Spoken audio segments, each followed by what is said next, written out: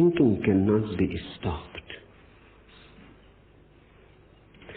Not that it does not stop, but it cannot be stopped. It stops on its own account. This distinction has to be understood. Otherwise, you can go mad chasing your mind. No mind does not arise by stopping thinking. When the thinking is no more, no mind is. The very effort to stop will create more anxiety. It will create conflict. It will make you split. You will be in a constant turmoil within. This is not going to help. And even if you succeed for a few moments to stop it forcibly, it is not an achievement at all. Because those few moments will be almost dead. They will not be alive. You may feel a sort of stillness but not silence. Because a forced stillness is not silence. Underneath it, deep into the unconscious, the repressed mind goes on working. So there is no way to stop the mind, but the mind stops, that is certain. It stops on its own account. So what to do? Your question is relevant. Watch. Don't try to stop. There is no need to do any action against the mind. In the first place, who will do it? It will be mind fighting mind itself. You will divide your mind into two. One that is trying to boss over, the top dog, trying to kill the other part of itself, which is absurd. It is a foolish game. It can drive you crazy. Don't try to stop the mind or the thinking. Just watch it. Allow it. Allow it total freedom. Let it run as fast as it wants. You don't try in any way to control it. You just be a witness. It is beautiful. Mind is one of the most beautiful mechanisms. Science has not yet been able to create anything parallel to mind. Mind still remains the masterpiece. So complicated, so tremendously powerful, with so many potentialities. Watch it. Enjoy it. And don't watch like an enemy. Because if you look at the mind like an enemy, you cannot watch. You are already prejudiced. You are already against. You have already decided that something is wrong with the mind. You have already concluded.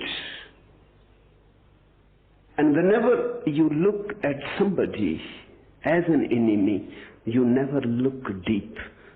You never look into the eyes. You avoid.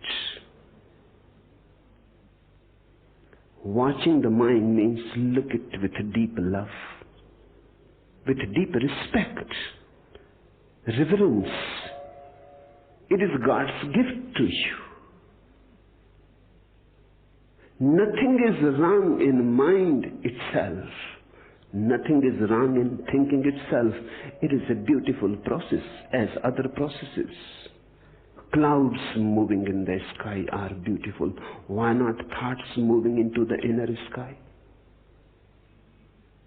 Flowers coming to the trees are beautiful. Why not thoughts flowering into your being? The river running to the ocean is beautiful. Why not this stream of thoughts running somewhere to an unknown destiny is not beautiful? Look with deep reverence. Don't be a fighter. Be a lover. Watch the subtle nuances of the mind, the subtle turns, the beautiful turns, the sudden jumps and leaps, the games that mind goes on playing, the dreams that it weaves, the imagination, the memory, 1,001 projections that it creates.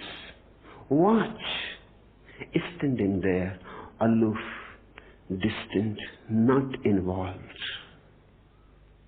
And by you will start feeling. Deeper becomes your watchfulness. Deeper becomes your awareness. And gaps starts arising. Intervals. One thought goes and another has not come. And there is a gap. One cloud has passed. Another is coming and there is a gap. In those gaps, for the first time, you will have glimpses of no mind. You will have the taste of no mind. Call it taste of Zen, or Tao, or Yoga. In those small intervals, suddenly the sky is clear and the sun is shining. Suddenly, the world is full of mystery because all barriers are dropped. The screen on your eyes is no more there. You see clearly. You see penetratingly. The whole existence becomes transparent. In the beginning, these will be just rare moments, far and few in between. But they will give you a glimpses of what samadhi is. Small pools of silence. They will come and they will disappear.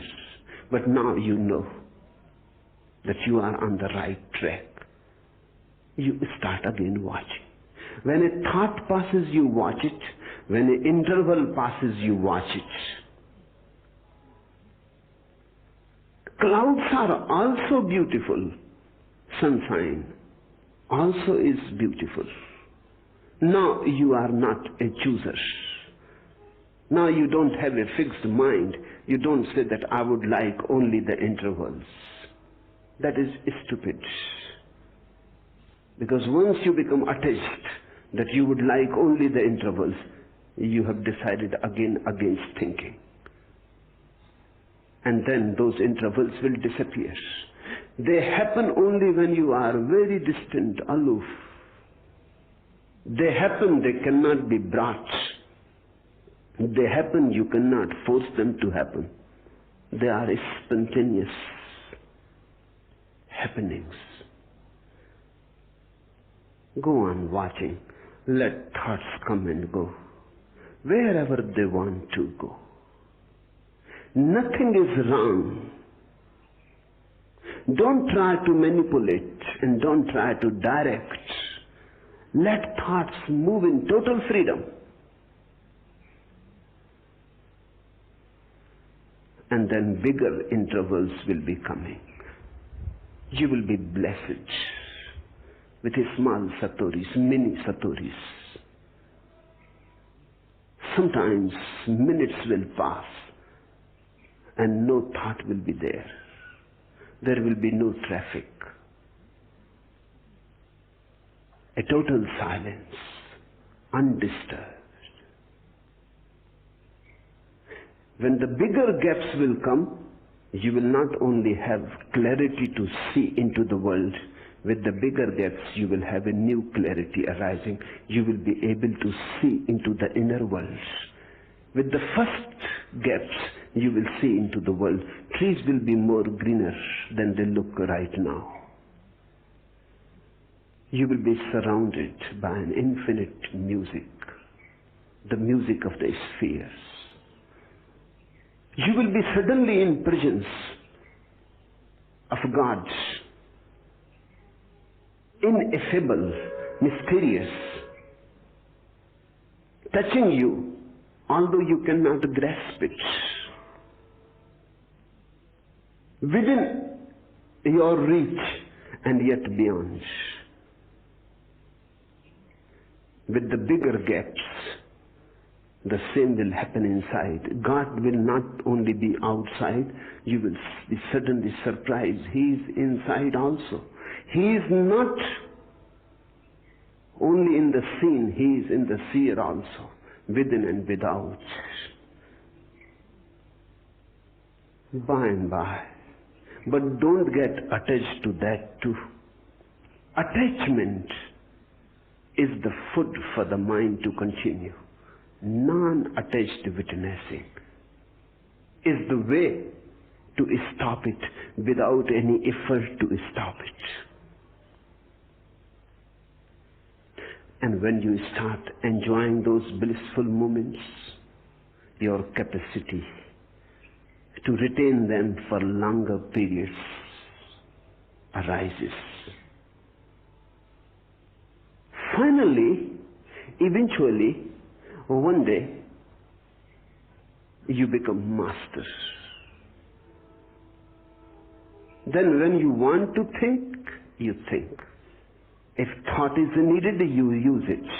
If thought is not needed, you allow it to rest. Not that mind simply is no more there. Mind is there, but you can use it or not use it. No, it is your decision. Just like legs. If you want to run, you use them. If you don't want to run, you simply rest. Legs are there. In the same way, mind is always there. When I am talking to you, I am using the mind. There is no other way to talk. When I am answering your question, I am using the mind. There is no other way. I have to respond and relate. And mind is a beautiful mechanism. When I am not talking to you and I am alone, there is no mind.